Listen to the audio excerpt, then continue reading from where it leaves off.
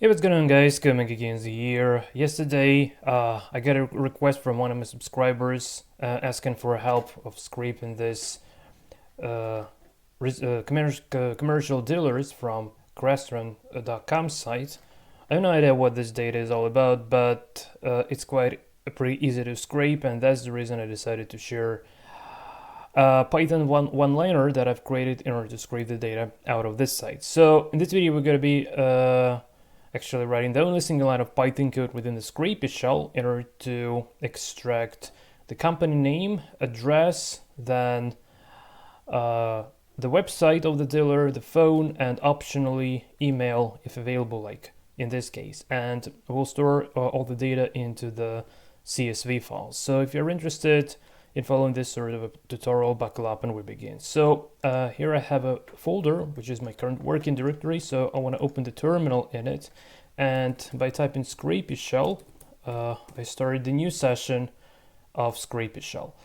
And in this site in particular, the matter of displaying the data on the web page is actually the matter of making a JAX request. So we just have a look at the page source itself, that we don't really find this, well, let's say just try to find this string here. Just want to give you an idea that we don't actually have like this data at all. So this is just the bare template of kind of header and footer, and that's it. But the data is fetched asynchronously by the JAX request. So if I just update the page, and instead of all, I want to go to XHR, and already this request appears, which we're interested in. So we have the list of results from 0 to 161, so 162 total results we have here. And within every single given result, we have the organization key in dictionary, and here we have this kind of, well, location is not needed. Well, at least the guy didn't ask that. So we need the customer name, address. I need to say that state and zip code are US specific, so we'll drop them in order to fit the one-liner format. But obviously, if we were to go for a full-blown SCRAPY project, we could have had those as well. But I just want to demonstrate this as a proof of concept for clarity. So I just dropped that for simplicity. Also, we have a country, website, phone, and email public. Well, optionally might be available, might be not available. So that's the matter of currency of a single dealer we're dealing with. So in order to obtain this sort of a JSON data, we need to make a post request to this sort of a URL endpoint. Okay, and actually. We also need to pass this sort of a string query, not the string query parameters. I'm sorry, let me just take this away for a while. So headers and form data. Yeah, where did it go? Okay, this is it. View parsed. Okay, so this form data, but we would be using the encoded version, just again like to fit to what using form request and scraping, just to use the bare scraper request for more low level interface, which I prefer the most. Okay guys, so without further ado, let's actually start writing some code. I mean one line of code. So first we need to import SCRAPY.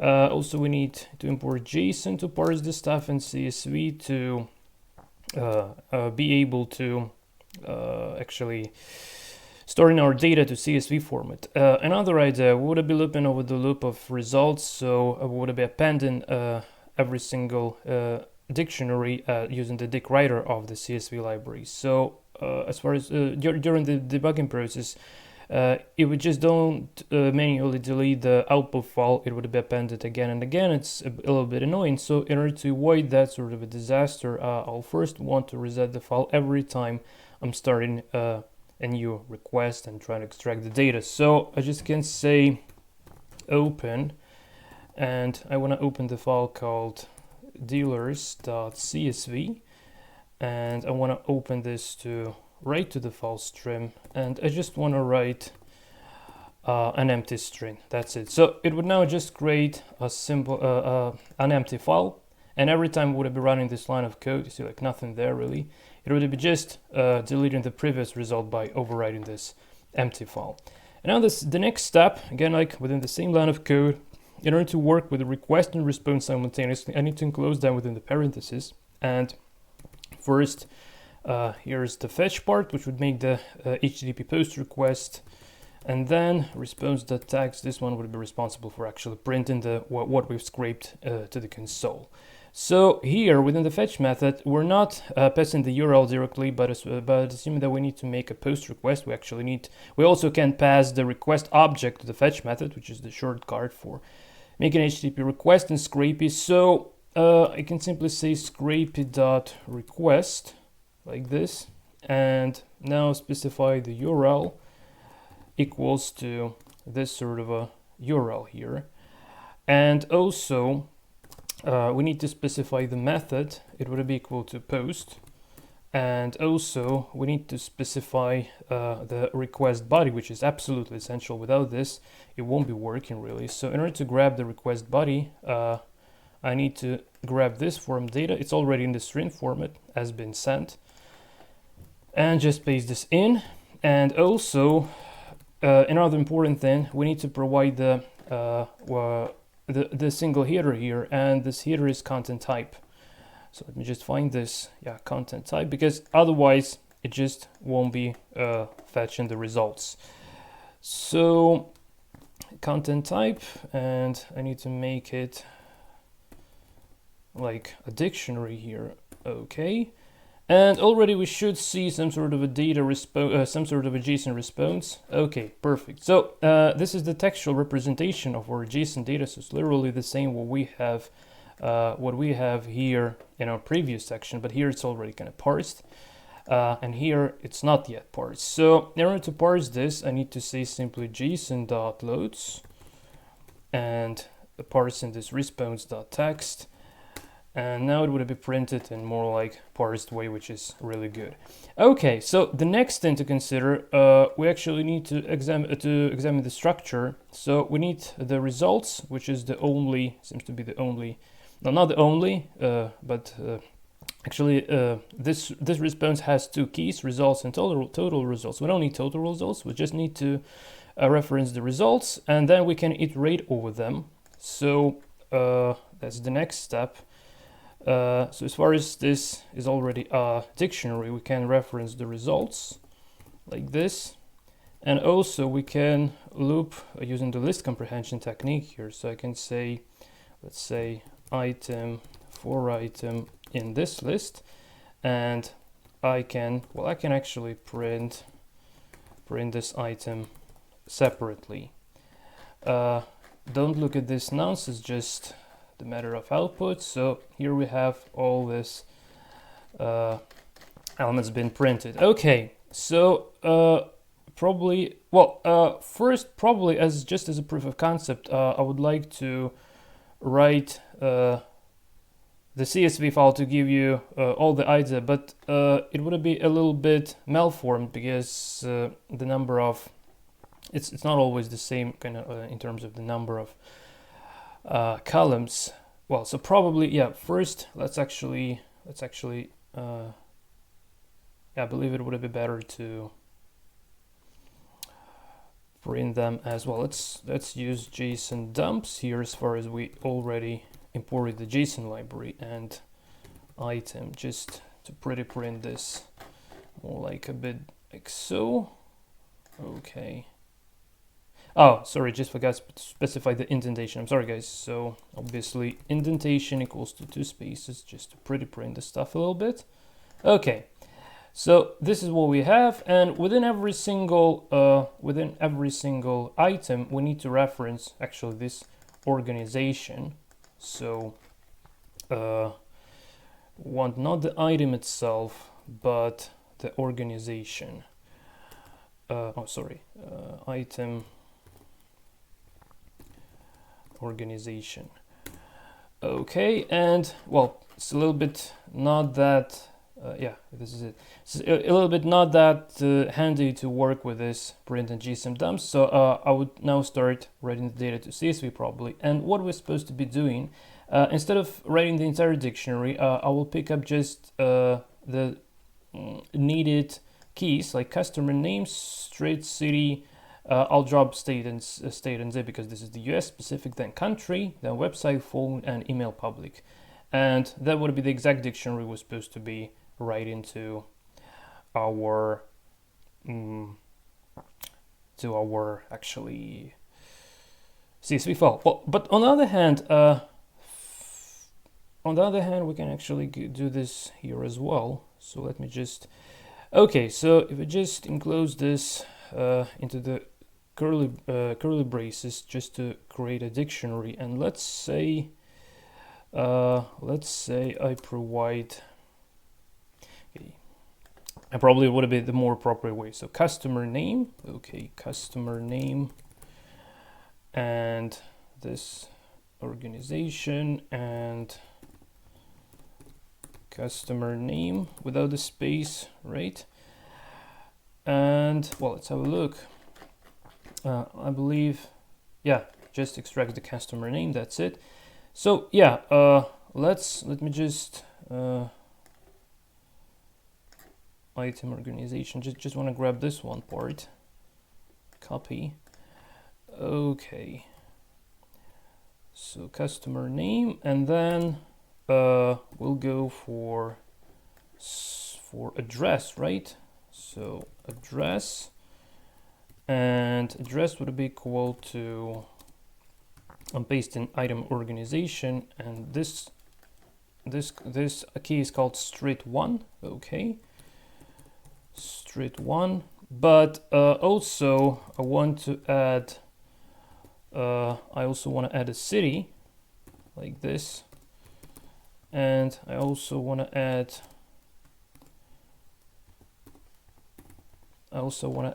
country. Okay. Okay, let's have a look what we got. Okay, what has just happened?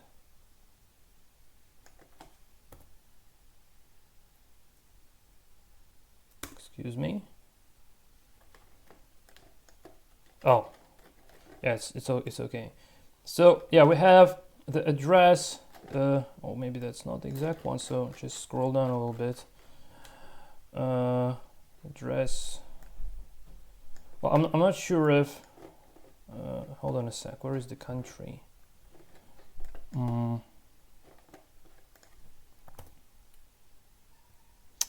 not sure where is the country. Okay, we got a city. Okay, just let's have a look at the very last element to make sure that.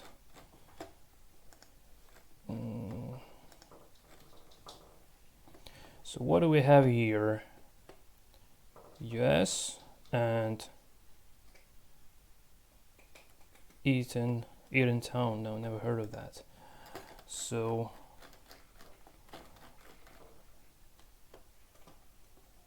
oh yeah, so it just, okay, so a little bit of an issue. Let's separate this information for clarity. So hold on a sec, where are they? Headers. Okay, here they are. So city, yeah, this one. So street plus, and let's add comma separated values here. I'm wondering, yeah, this should be still fine. Okay, like this. And country, yeah. So let's have a look. Now it should be comma separated values there. Okay, so we have the street address, the city, and the country. Yeah, now this is good. So the next thing to consider would be to add the phone and email. So let's go for that as well. So here I just want to say phone, and it would be equal to organization phone, and also email, and it would be equal to, so how they call it, public email public. Okay, email public. So let's have a look what we got here. Okay, so phone has been stored, email has been stored where available. Yeah, that's not that bad really. So we got everything what we need actually. So, well, actually we at the moment we already can go and store this to the CSV file. So, okay, so the first thing I need to get rid of is this indentation. So just make sure that it still doesn't have any errors from the syntax perspective. And okay, print and JSON dump. So, well, I can get rid of this one, and I can get rid of this JSON dumps. So, and then instead of print, I would be using CSV dict writer. Okay, so yeah. So here, I can simply say CSV dot dictionary writer, and I'll provide the comment. I'll provide the arguments just right in a moment. And here we just can say right row like this. Now regarding the arguments, so we need to pass the file stream and the field names. So file stream would be open, and I call this dealers, right? Dealers dot CSV, so make sure the name is the same. Okay, and I want to append to the file stream, so every time we're going within the loop through the every next item, we just append this to the text file. That's it. And also we need to specify the field names, which is essential for which is absolutely essential for the CSV dictionary writer. And we need to we need to use absolutely the same names I used here. So let's go. So customer name, and then we have address, and after we have phone, email, phone and email, right? Or okay, hold on a sec. One more time. Customer name, address, okay, phone, email. Oh, I just forgot the website. Okay, yeah, I feel like I forgot something. Okay, anyway, address, phone, let's go for email. Well, let's actually try and run this one and have a look at the output file. So it's just been created here. And we'll read the website just right in a moment. So just want to have a look at the data. So here it is: the name, address, phone, and optionally email address if available. Yeah, perfect. So we have 162 results, just like we had here in the console, in the browser developer tools. Okay, that's great. So probably the very last thing to consider would be to add the website link. Let's done it before the phone, I guess. So first let's start with the field names. So address, and here let's go for website.